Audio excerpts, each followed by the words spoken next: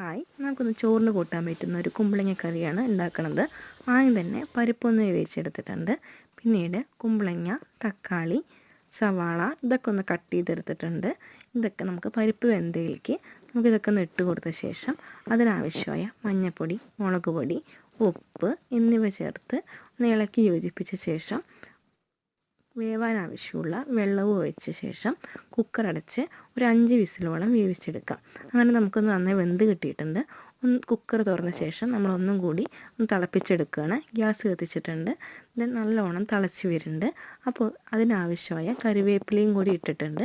Then നമുക്ക് കറി ഒന്ന് വറുത്തിടാം.